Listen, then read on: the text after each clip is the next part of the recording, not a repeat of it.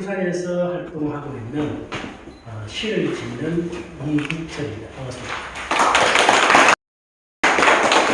청년이라고 하는 것을 본다라고 하는 의미를 많이 가지는데, 이번 주제는 바다입니다. 바다인데 바다를 좀 더 확장해서 해석해 본다면 바다 주다의 것이고, 또는 바다 주다의 전망일 것입니다.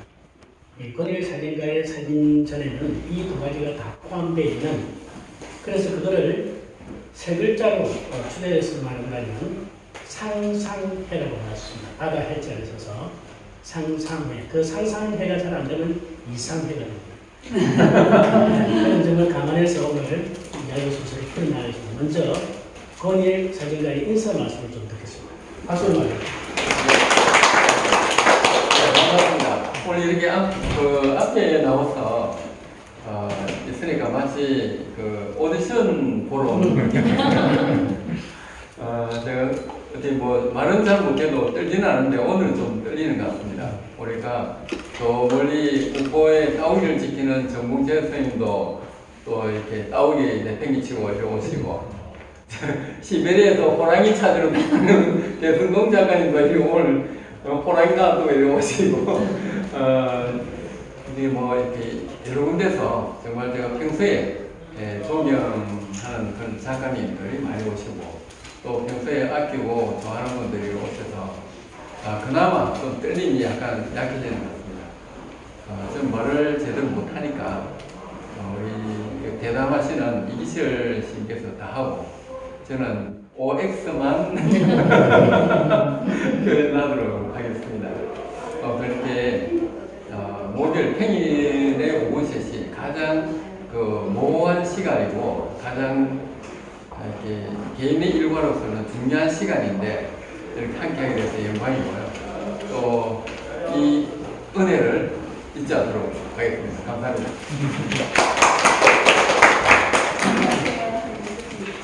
여러분들도 앉아서 듣는 입장이니까 공평하게 저도 앉아서 진행하겠습니다. 그렇게 해주시면 않겠습니다. 네. 감사합니다. 고맙습니다. 오늘은 그 진행을 두 사람의 토크보다는 여러분에게 질문을 좀 많이 드리도록 그렇게 하겠습니다. 여러분이 궁금해 하시거나 또 신랄하게 비판할 부분이 있으면 피해 주시고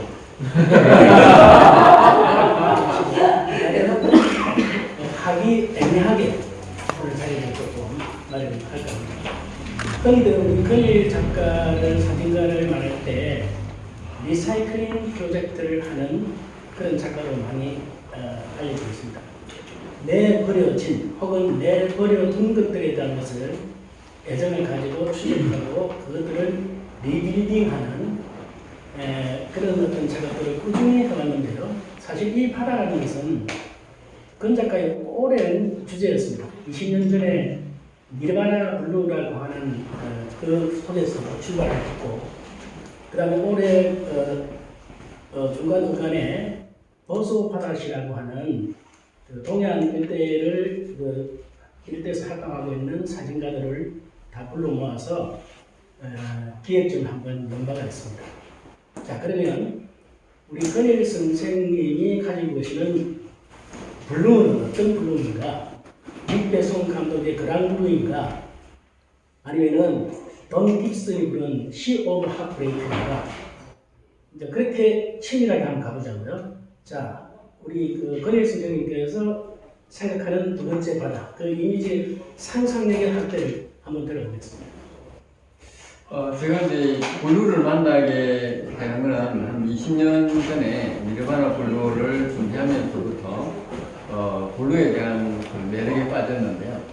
제가 바라보는 이 블루는 굉장히 정직하고 또 명징하고 또 엄격함을 상징하는 색이다.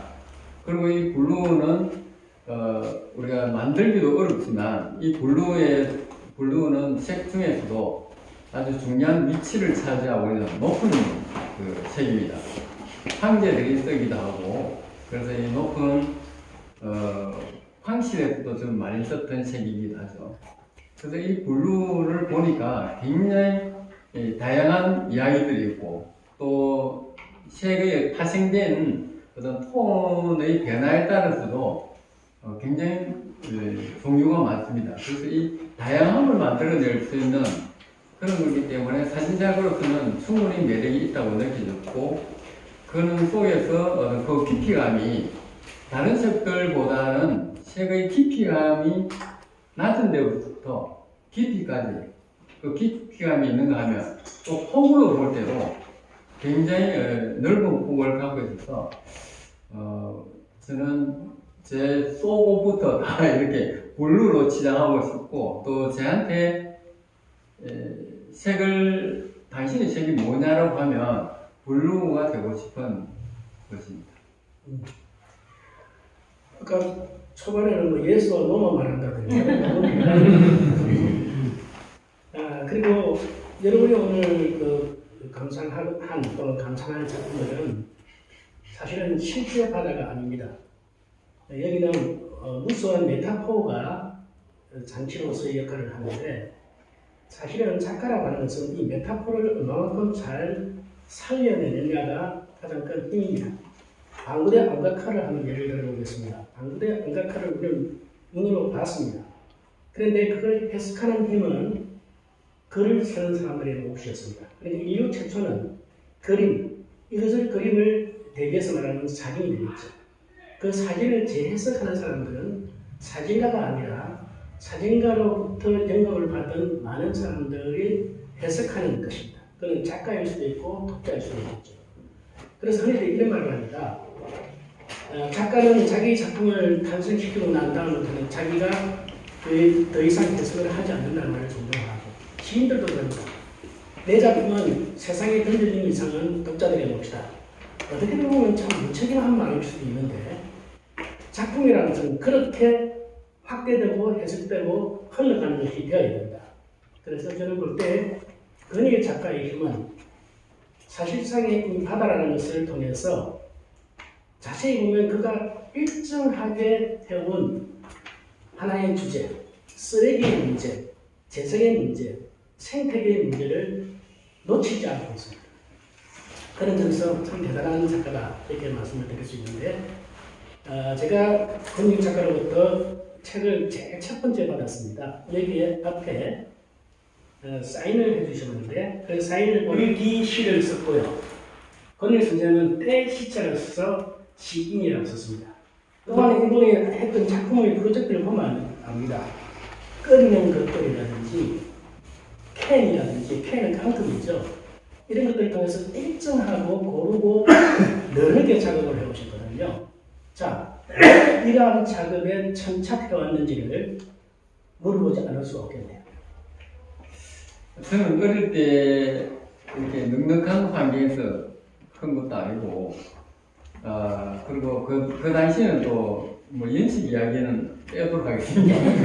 그 당시에는 이렇게 모든 것이 흔하지는 않았습니다. 그러다 보니까 한 번 썼던 거는 반드시 2번 정도로 쓰는 것은 기본이고, 3번 또는 용도를 바꿔서 쓰고, 이런 것들이 몸에 좀 배어 있습니다. 지금도 이제 어디 옷을 사러 가면 빈티지 가게나 구제 가서 이렇게 좀 뒤지면서 그걸 하는 게 좀 저한테 잘 어울린다고 생각을 했고요.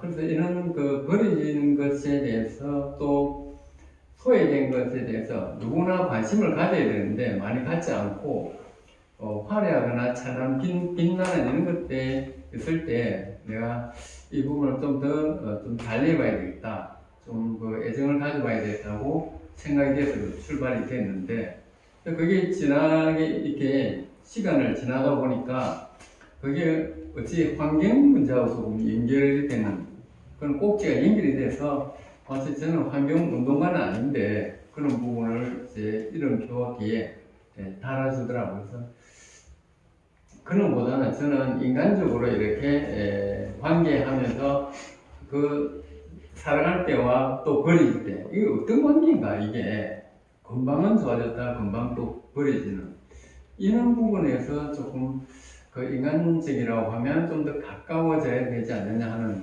근본적인 어떤 관계성에 대한 이야기를 얘들을 통해서 좀 풀어내 보려고 했고, 그런 것들이 이 어떤 이제 섭이됐습니다. 그래서 지금은 분리수거도 제가 잘 하는 편이라고 생각하고, 저는 여러분들이 이렇게 그 뭐 고지서라고 하는 게 있잖아요. 그 봉투에 보면 이 비닐이 붙어 있어요. 이게 비닐이 붙었는데 그걸 버릴 때도 항상 비닐은 비닐대로 떼고 종이는 종이대로 분류해가지고 이렇게 버리거든요. 아마 이게 우리가 예술 활동이라는 게 예술 활동이라고 하는 게 사람을 바꾸기도 하나구나 하는 생각이 들어서 아주 재미있는 그 모티브라고 생각하고 있습니다. 말씀하신 중에 그 분리수거가 아니고 분리배출이겠죠. 예. 분리수거는 청소업체가 가져가는 것이고 분리배출은 본인이 하는 것입니다. 제가 이렇게 좀 글쓴 사람이어서 그런지 콜음을 좀 잘 집어냅니다. 지나가도 될 거라고 좀 마음이 불편하셔도 됩니다. 또 다른 질문을 이제 하나 드려보겠는데요. 이번 주제에서 살짝 벗어나서 2021년도에 권희 작가가 프랑스를 방문하고 돌아온 이후에 파리지앵이라는 사진집을 냈습니다. 파리지앵이라는, 근데 저는 그 파리는 한 번도 가보지 못했는데 파리에 대한 동경이 있습니다. 작품을 통해서겠죠. 사실은 프랑스 파리라고 하면은 사진의 도시입니다. 사진이 시작된 도시인데 악제가 활동했던 몽파르나스라든지 이런 것들이 예술가의 도시였거든요. 이 몽파르나스에서 조금만 가면 몽마르트가 나온다고 합니다. 이 몽마르트하고 몽파르나스하고 어떻게 비교가 되냐면 몽파르나스는 예술가들이 활동하던 곳이고 몽마르트는 예술가들이 활동했던 생전에 활동했던 곳이라 한다면은 몽파르나스는 묘지가 굉장히 많이 있습니다. 묘지가. 그래서 예술가들이 묻힌 곳이었죠. 시몬 베니얼도 있었고 바사의 묘소도 있고 물론 사진가들의 무덤도 있습니다.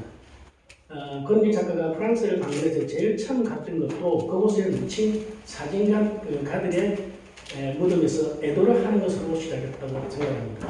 그런데 저는 참 신기했던 게 이것은 제 생각은 전혀 관계없는 것인데 쓰레기와도 아무 관계가 없는 그런 촬영인데 저는 거기서 오히려 시대의 재현을 읽어냈습니다.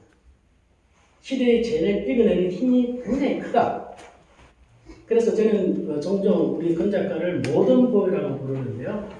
이 사람은 멋이 있는 사람이 아니라 맛이 있는 사람입니다. 옷을 입고 다니는 오픈차라든가 빈티지한 어떤 그 차림에도 불구하고 빛나는 멋이 있는 사람이고 맛이 있는 사람이다. 자, 파리에서의 그 고난의 행군, 거기에 대해서 좀 잠깐 말씀해주세요. 이제 파리에 밤에 도착을 했고, 그날 밤은 비가 조금씩 내렸습니다. 그리고 자고 나니까 아침이 왔죠. 그래서 가장 먼저 가는 데는 이제 몽파르나스 묘지에 갔습니다. 묘지 가니까 우리가 잘 아는 수잔 선택도 있고, 이런 또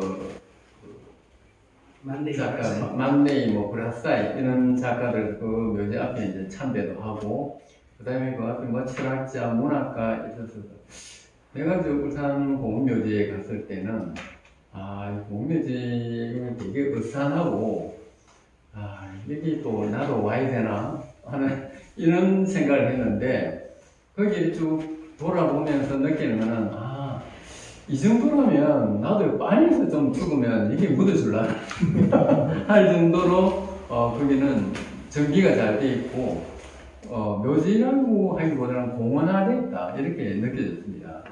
그리고 거기 자면은 다 사람들이 그 레벨이 비싼 사람들이 자기 때문에 나도 덤으로 그 레벨 속에 속하지 않을까 뭐 이런 약간의 기대감을 가지고 했는데 거기 갔다가 그 다음에 맨 먼저 두 번째 가는 데가 아까 말씀하신 그 아체가 작업했던 작업실 앞을 갔습니다. 아체는 저보다 110년 앞선 사람인데 그 아체가 걸어 다니던 그 길을 나도 걸어가 보고 싶고 그 자기가 그 도로는 그 대리석으로 돼 있어서 반질반질하게 지금 달아있거든요. 그 반질반질한 그 길을 내가 한 겹 더 걸으면서 이분들의 눈에 작품으로 태어나지 못했던 저 풍경들을 내 눈에서 작품으로 만들어서 저 친구들을 좀 빛나게 하면 어떨까 이런 생각을 가졌습니다. 그래서 이제 그쪽을 다니면서 했는데 역시 몽파르나스는 몽마르트보다는 좀 더 좀 외곽 지역에 있죠. 외곽 지역에 있고 지금은 좀 현대화되어 있습니다만 그런 길을 걸으면서 또 그 인접에 가면은 이제 그 사진을 발표했던 아라고라는 물리학자가 그 사진을 발표했잖아요. 그 물리학자가 발표했던 그 길이라든지 이런 그러면서 막 너무 설레했어요. 이 거장들이 사진의 거장들이 그랬던 그 길을 같이 걷는다고 생각하는 것만으로도 충분히 저한테는 흥분된 시간이었어요. 그래서 한 이틀 동안은 사진을 걸어 다니고 이런다고 흥분돼서 사진을 못 찍었어요. 근데 여기까지 와서 사진을 찍어 가야 되는데 그래서 한 3일째부터 내가 과연 이 파리에 와서 뭘 내가 담아갈까? 그때부터 다시 밤새도록 고민한 게 이게 신들이 부러워할 정도의 중요한 예술품들도 있고 또 오랜 역사적인 이야기도 있는데 제 눈에는 우리의 사람들과 우리나라에 사는 사람들과 그 파리에 사는 사람들의 태도는 과연 어떻게 다른가 이런 부분에 좀 치중해서 늘 걸어가는 사람들 뒤를 좀 종종 걸어다니면서 찍기도 하고 또 걷는 모습들을 많이 찍습니다. 그 사람이 걸어가는 태도에서 그 사람의 운명이랄까 삶의 모습이 담겨 있다고 보고 저는 그런 부분을 이제 많이 담아왔어요.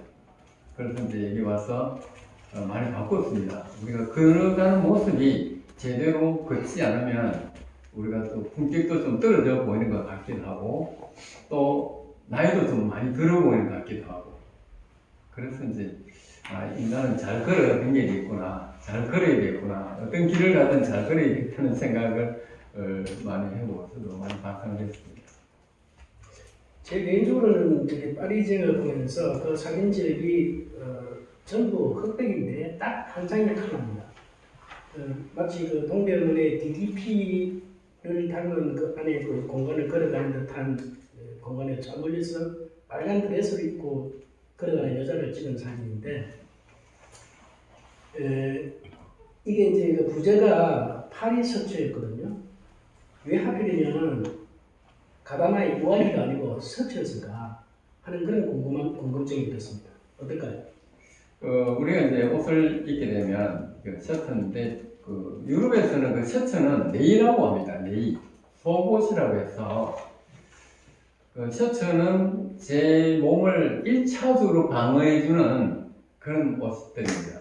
그리고 속을 일부는 내 보일 수 있다는 그런 거죠. 그래서 셔츠를 이제 선택을 했고 우리도 어떤 예식을 갖출 때는 셔츠를 많이 입는데 우리는 셔츠 바르면 저도 마찬가지로 이렇게 들렁들렁 다니거든요.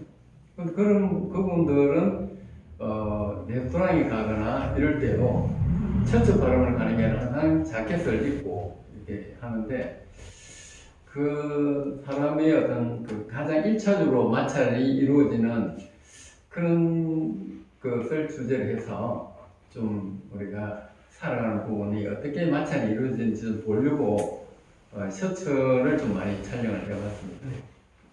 네. 참고로 저는 빤스 바람을 지금 이건 뭐 개인적인 얘기인데 남들이 전하는 건일 작가에 대한 인상 이런 것을 제가 들은 바가 있고 그래서 여쭤봤는데 최근에 이상민 작가가 일본 다녀오셨죠? 네. 그래서 제가 굉장히 놀랬던 이야기를 들었습니다. 평소 이렇게 이야기를 잘 하시는 분이거든요. 그런데 일본에 가서는 이상민 선생하고는 동년배시죠? 네, 대학도 동갑이죠. 대학도 같이 나오시고. 대학은 다른데 동갑이 동시대에 살고 있죠. 그래서 이상민 사진가에게 무수하고 끈질기게 질문을 많이 했다고 합니다. 오히려 자기 이야기보다는 이상민 사진가에게 저는 시인으로서 시인 대 시인이 만나면은 서로 작품 비교를 잘 안 하거든요. 서로 쌩까는 경우가 참 많거든요. 왜냐면 말을 하기 시작하면은 칭찬하는 거 별로 없어요. 결국 가다가는 니 글에 쓰지 마 이렇게 나오는 경우가 많단 말이죠. 도대체 그날 무슨 일이 있었던 겁니까? 저희 평소 습관인데 저는 늘 제가 그 좀 많이 부족하다고 적게 부족한 게 아니라 많이 부족하다고 생각합니다. 그래서 늘 그 학습을 해야 되고 공부를 해야 되고 그게 그 학교에서 학습하는 게 아니라 길에 가다가도 두 사람 만나면 또 학습 태도로 돌변을 합니다. 그래서 궁금한 게 있으면은 이상일 선생님은 미술관도 관장도 하시고 이래서 여러 가지 이제 식견이 많을 거로 생각했는데 이번에 같이 이렇게 피부를 맞대가지고 매일 자고 이러니까 이때 좀 그동안에 못 물어봤던 것들을 좀 많이 물어봐야 되겠다. 그래서 길에 가면서도 계속 묻고 적습니다. 걸어가면서도 물어보고 그럼 왜 이렇게 많이 적었냐고 내가 잊어버리기 때문에 적을 수밖에 없는데 그러면서 이제 제가 제 학습은 이렇게 낱글을 주어서 담는 게 이제 학습 방법입니다. 누가 이야기하면 한 줄 메모했다가 그걸 이거 좀 분석해보고 꼬집어서 내 글을 만들어야겠다 이런 태도이기 때문에 그 근본적인 배경은 제가 아는 게 없기 때문에 좀 이렇게 늘 배워야 된다는 게 몸에 좀 배어 있다고 봐요. 그 이후에 이상일 선생이 건의에서 저한테 지졌다는 그런 소문입니다. 근거 소문입니다. 그리고 또 하나는 조금 전에 말씀해 주셨는데 나다를 줍는 심정으로 자기화한다. 시인들도 그런 경우가 많죠. 작가들도 그런 경우가 많은데 하나의 에피소드를 들려준다면 안동현 시인과 박남준 시인이 아주 친합니다. 가끔씩만 술도 하고 하는데 그 시인들이 모이다 보면은 뭐 신분의 소설가가 다 그렇겠어요. 그렇죠. 내가 오늘 어떤 것을 생각했는데 이건 시로 옮길 거야. 라고 안동현이 있는 자리에서 얘기해 본 거예요. 그 안동현이 바로 그 다음에 신문에 발표를 했어요. 자기가 쓰라고. 그래 두 사람은 싸울게요, 안 싸울게요? 싸우지는 않았답니다. 네, 그런 것처럼. 연탄재 던진 줄 알았어요. 발로 찼죠. 외국을 하고 그래서 발로 찼잖아. 발로 차지 말라 그랬지. 그런데 이렇게 작가라고 하는 것은 자기 것을 만들기까지는 친밀함과 꾸준함과 메모 정신이 없으면 안 된다고 생각해요. 특히 나이를 먹어갈수록 이 뇌 세포가 죽기 때문에 기록하지 않으면 안 되는 것 같습니다. 제가 사실은 그 권혜리 선생님의 사진전에 와서 제가 이렇게 진행을 볼 입장은 아니잖아요. 저는 사진가도 아니고. 그런데 벌써 저 오늘 세 번째인데요. 구태여 절을 부릅니다. 왜냐하면 만만해 보이겠죠.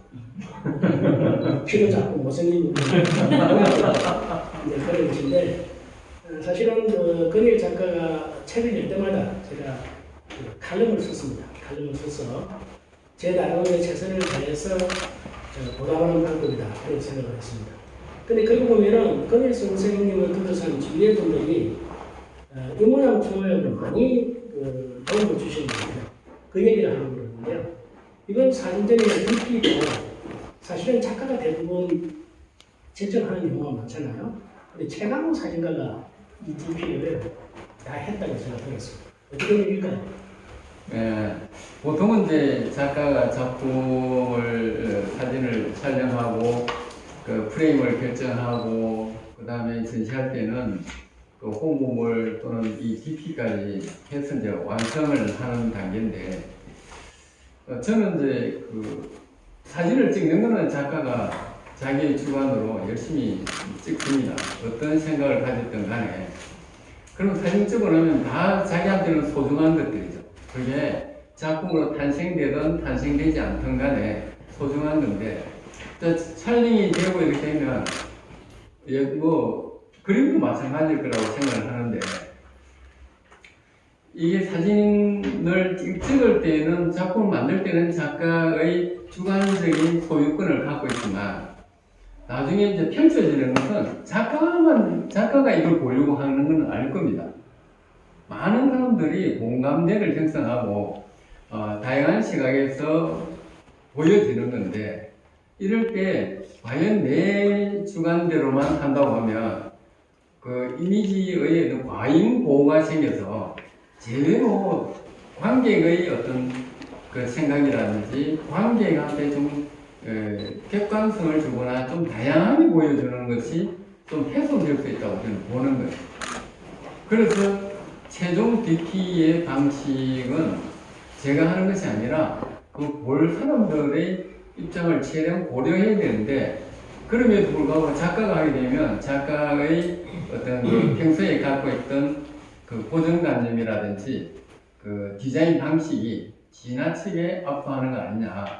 그런데 공교롭게도 이번에는 DP를 31일 날 했는데 한 3일 전에 그게 28일에 전화가 왔어요. 최강호 작가가. 번영 DP는 내가 해줄 테니까 그 언제 할 거야 이랬어. 그럼 내가 월요일은 안 되고 화요일 날 해야 되니까 31일 날 해야 될 것 같다고.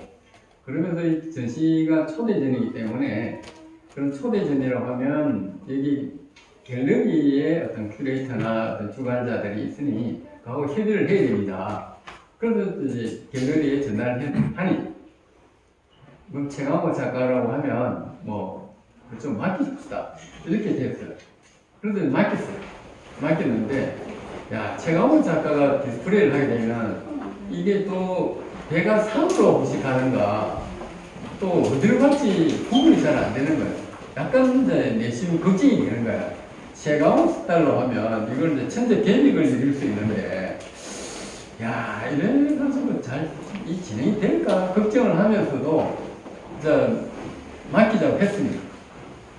이제는 주사위가 던져졌습니다. 그래서 이제 전시하는 날 작품을 다 이렇게 세워놨죠. 세워놨는데 그러면서도 최강호 작가 와서 이제 보겠다는 거예요. 작품을 보는데 우리는 아무도 이 방에 들어오지 않았어요. 혼자 1시간 동안 이거 작품 이리 놨다가 저리 놨다가 우리는 뭐 보는 게 없으니까 어찌 된지 모르겠지만 어쨌든 1시간 가량 혼자서 고민을 했어요. 그래가지고 이 안에 배치가 됐다는 거예요. 이제 다 됐다고. 그리고 우리가 들어왔어요. 들어왔는데 재밌는 거는 이 사진을 이렇게 뭐 이렇게 세워놔갖고 있더라고요. 이거는 뭐 이랬지 공간이 없어 세워놔. 이건 왜 이러나 그냥 내가 작품을 세우려고 할때 괜찮겠지 이런 거야. 우리는 이제 이름을 했기 때문에 이제 어쩔 수 없는 거야. 이거 세우든 뒤집든 그게 이제 최강호 작가가 갖고 있는 스타일이기 때문에 그래 뭐 조금 마음에 안 드는 부분이 있었지만 그래도 뭐 내가 받아들여야 되겠다. 일단 우리가 이제 보여주는 거는 보는 사람은 다 관객이 몫이고 관객한테 전달되는 거기 때문에 그런데 여기 세 점을 이렇게 세운 거는 가로로 눕히고 또 가로로 되어 있는 사진은 세로로 눕히고 세 점이나 그렇게 나왔어요. 그런데 공교롭게도 그런 사진들이 이런 이야기를 해도 모르겠는데 다 팔렸어요. 야, 그래서 제가 느낀 거는 관객이 수준이라는 게 이 정도 높구나. 제가 따라갈 수 없는 눈높이로 관객이 있구나 하는 것을 많이 깨달았고 또 제가 그 최강호 작가한테 이름을 하고 한 것들도 내가 했으면 어떻게 됐을까 심히 우려가 됐어요. 근데 마침 많은 사람들이 최강호 작가 명성 때문에 그런지 다 잘 됐다고 그래서 저도 기분 좋고 또 전체 흐름이 정말 어떤 스토리를 엮어서 나중에 이야기를 한번 들어보면 알겠지만 굉장한 스토리를 갖고 있습니다. 그래서 너무 고맙게 생각하고 있습니다.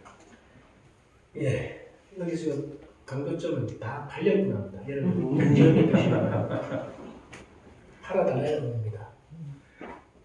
이 부분에서 웃어야 되는데.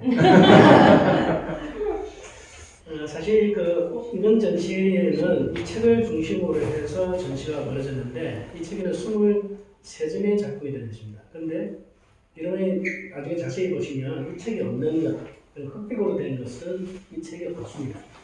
그러니까 다른 데서 이미 전시를 했거나 그리고 작가의 의도가 이것을 배치하고 또 이 책에 실린 것 중에 몇 줄은 또 빠졌다고 하니 그 이유가 뭔지도 좀 궁금합니다.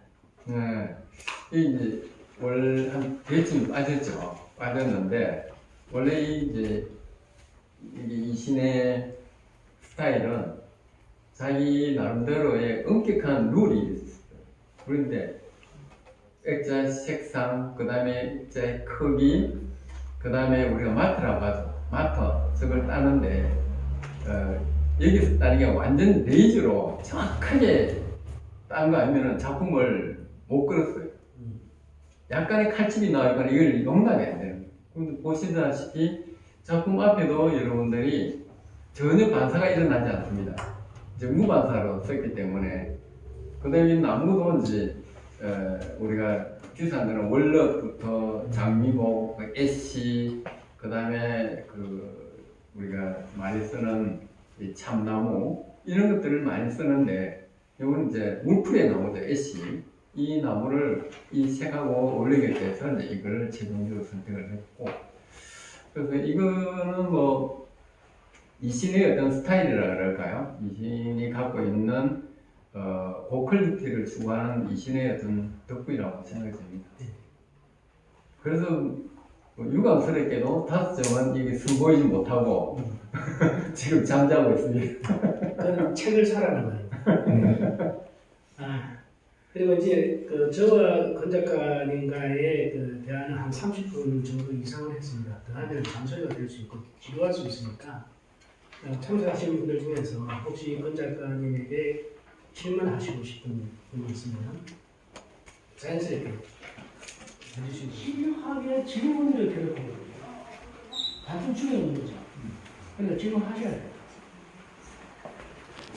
네, 울산에서 온 김용태라고 합니다. 반갑습니다. 반갑습니다. 저는 선생님과 9년째 선생님 수업을 받으면서 인연을 맺어 오고 있는데 질문드리고 싶은 거는 최근에 오늘 전시뿐만 아니라 그 열정은 정말 대단하고 제가 진짜 박수를 보내고 한데 이렇게 소설가나 시인을 치면 책을 한번 내는 것처럼 사실 쉬운 게 아니지 않습니까?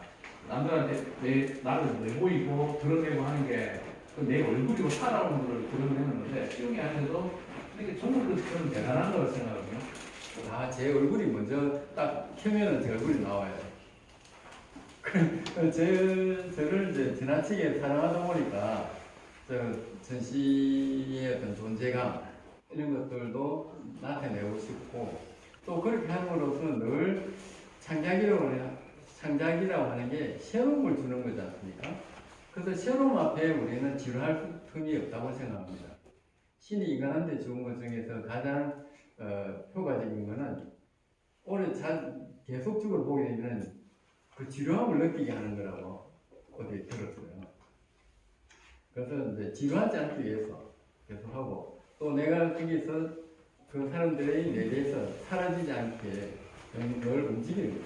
움직이면서 내가 내 사진을 보고 그 반응하는 그런 보면서 제가 엄청난 희열을 느끼고 에너지를 느끼게 됩니다. 그게 이렇게 오늘처럼 많이 안 팔려도 좋고 팔리도 좋고 어쨌든 저는 마치 그 보석공이 새로운 보석을 이렇게 깎아내듯이 계속 깎아내는 그 자체에 아름다움이 있다고 생각해서 그냥 철부지로 자충우돌 계속 해보는 거죠. 그게 이제 존재하고 있다는 증거라고 생각합니다. 선생님 제자분이시라고 그랬죠. 수업 안 지루해요? 지루할 틈이 없습니다. 지루하면 안 되겠죠. 그건 학생의 자세가 아니고.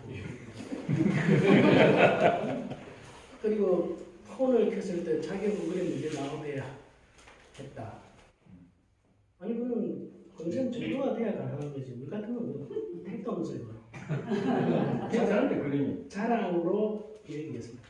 지금까지 우리 거의 그 사진관은 40년 동안 사진과 함께 해왔습니다. 제가 아는 선배 시인 이런 말을 합니다.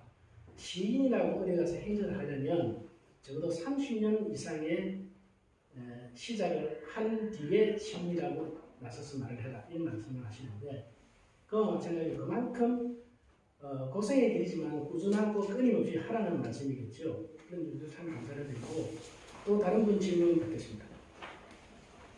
남자분 한 분 하셨으니까 여자분 한 분 하셔야 이거 성평등과 관련된 문제 아닙니까? 질문해 주십시오. 저와 관련된 독특법가 아니고 질문 안 하기로 유명한데 저는 너무 기쁩니다. 빨리 갈 수 있거든요. 질문 해주세요. 좀 전처럼 너무 수준 높은 질문 안 해도 돼. 그래, 질문은 어렵진 않았어요. 죄송합니다. 네. 편하게 말씀해 주시고, 누구라도, 여성 아니어도 좋습니다. 선생님, 한 말씀, 저하고 문을 받았습니까? 예. 저는 서울에서 왔습니다. 감사합니다. 거기 말이지요. 오늘 새벽 1시에 차를 몰고 10시에 부산에서 미팅이 있어서 차를 몰고 왔는데 굉장히 피곤한 상태인데 또 3시에 선생님 좋은 시간 마련하셨다고 해가지고 축하도 드리고 또 배울 겸 이렇게 왔습니다. 저도 1시에 지금 경남정보대학교 평생교육원에서 아트 커뮤니케이션이라는 과목을 강의를 하고 있어요. 이게 서울에서 이제 미술 인문학을 강의하고 있는데 우리 수강생들하고 같이 왔어요. 오늘 그 선생님 배우려고 왔고요. 저는 이제 미술에 입문한 지는 얼마 안 됐고 회사 일 때문에 인문학자로서 있다가 미술을 공부하면서 미술 인문학을 공부하고 강의까지 하게 됐습니다. 그러다가 이제 울산에서 선생님 만나 뵙고 사진의 영역을 공부하고 있는 그런 단계라서 아직 일천하기 때문에 제가 선생님께 여쭤볼 게 딱히 있는 건 아니고요. 일어선 김에 선생님께 여쭤보자면 요즘에 이제 미술 작품을 많이 접하면서 저는 작품의 심미성이라든지 예술성보다는 제가 직관적으로 봤을 때 좋다, 아름답다, 뭔가 느껴진다 이런 것들을 작가하고 교감하려고 노력을 하거든요.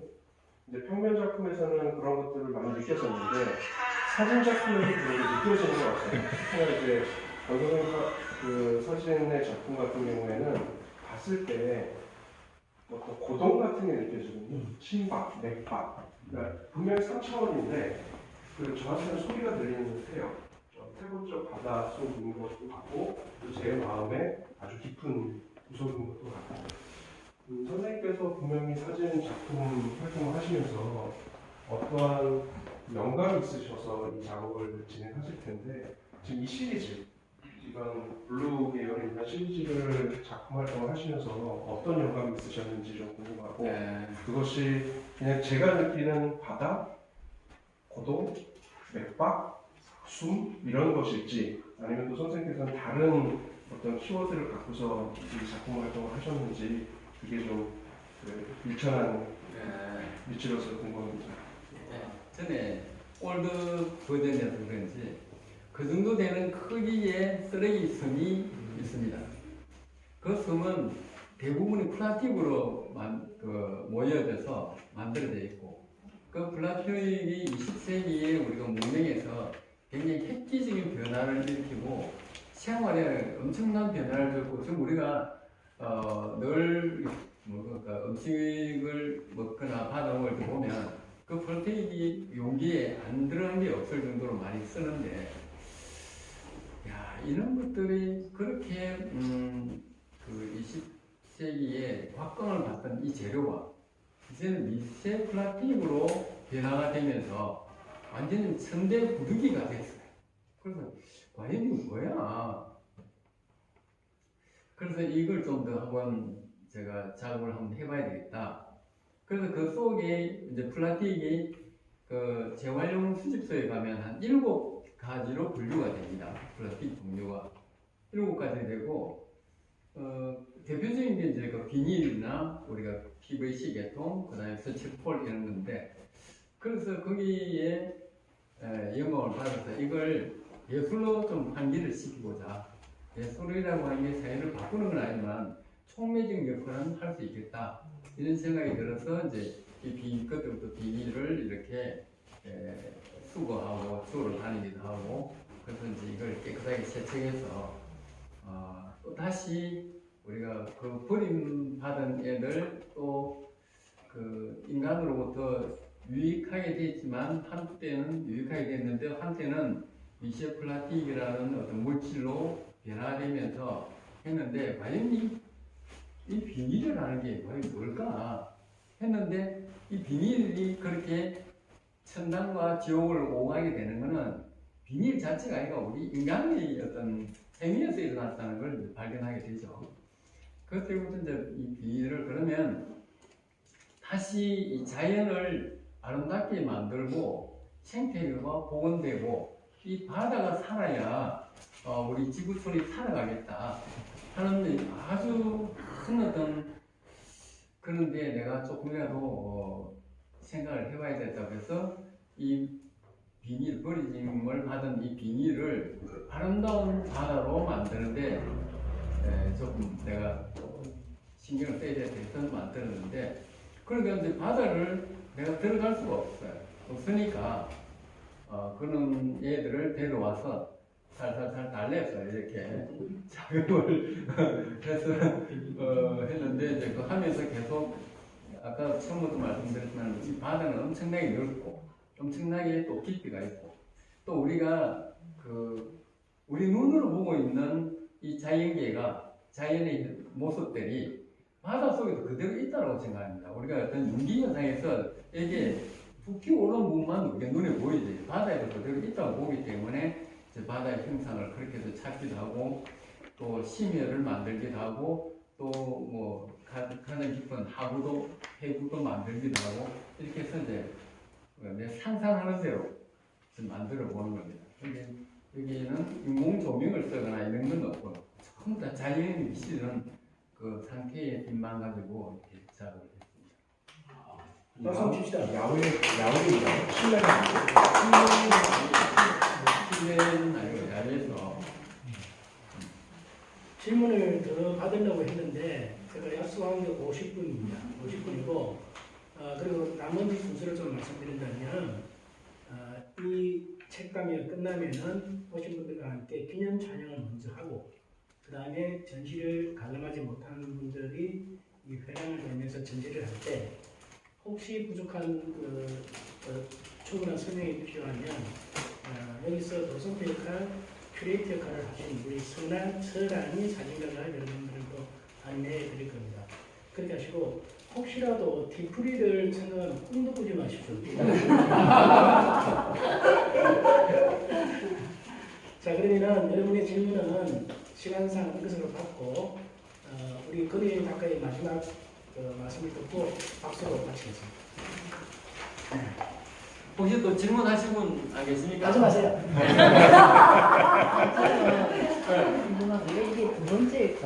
두 번째. 예. 이게 굉장히 중요한 이야기를 이제 하시니까 첫 맞으려고요. 번째는 첫 번째 바다는 저 동해안이나 남해 가면 바다가 있어요. 그게 첫 번째 바다고 두 번째 바다는 내 마음속의 바다. 바다 너머의 바다. 첫 번째 바다는 바다가 있었고 두 번째는 그 바다 너머의 바다는 내 마음속에 내가 상상하는 바다. 이걸 이제 두 번째 바다라고 했습니다. 세 번째 바다는 없습니다. 만들어내시는 또 뭐 간단하게 질문하실 분 그런 질문이 안 들려가지고 못 하셨는데 그러니까 자꾸 해진다니까요. 아니 얘가 좀 스케줄도 없는 분이다 보니까 인터넷으로 지금 이야기를 하고 술 마시러 가야 돼. 또 질문 없습니까? 없습니다. 예. 그럼 우리가 그래도 남는 건 사진밖에 없잖아요. 우리 그 선조들이 했던 말